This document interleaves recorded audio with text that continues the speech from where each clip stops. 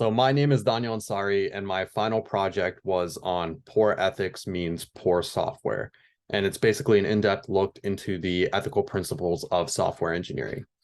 So for our problem statement, software is what runs the world in the modern era. It impacts nearly every aspect of our lives, including the ways we work, think, and communicate. And the engineers who build, design, and create these products have an unequivocal impact on societies across the globe, which is why strong ethical principles are important. Now, to better understand the ethics within the field of software engineering, we'll discuss the underlying principles the community aims to follow, analyze past incidents of failure, and evaluate how best software practices can be used to mitigate risk. Now, for our literary search, we want to understand how software engineering should be practiced, and we can do that through the assessment of software failures. So for the Ariane 5 rocket failure, this is the first case. It was pretty much a catastrophic incident which led to the loss of millions of dollars. Basically, what happened was 40 seconds after the launch, the rocket veered off, and at around 1,300 meters, it exploded.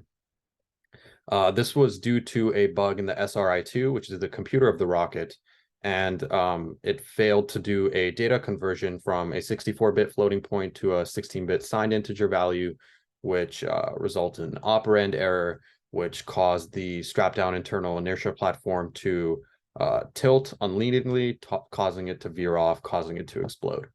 For the case 2, we have the Equifax data breach, which impacted nearly 44 to 45% of Americans. That's around 143 million people.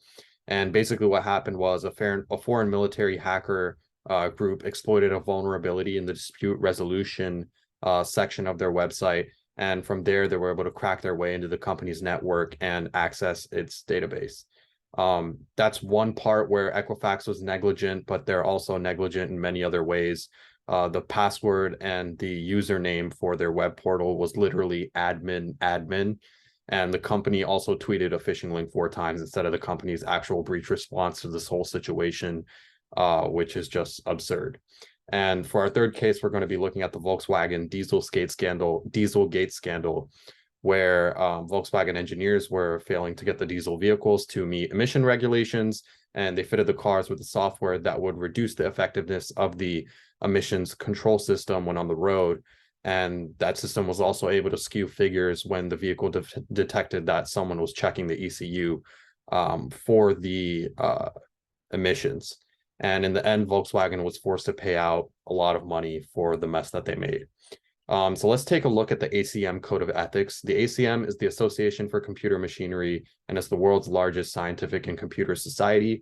There are 4 sections that ethical principles or values or rules are written under. So for the first one, we have just general ethical principles. For the second one, we have professional responsibilities. For the third, we have professional leadership. And for the 4, we have code compliance. For our critical analysis, after looking at the 3 software failure incidents, we can see that they all have one thing in common, right? Poor ethics.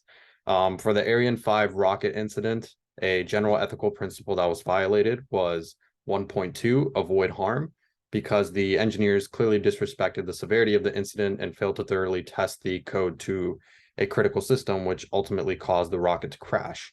For the Equifax data breach, they violated a professional responsibility rule, which is 2.1, strive to achieve high quality in both the processes and products of professional work, as the firm's clear lack of competence when programming their web portal is what caused the incident in the first place.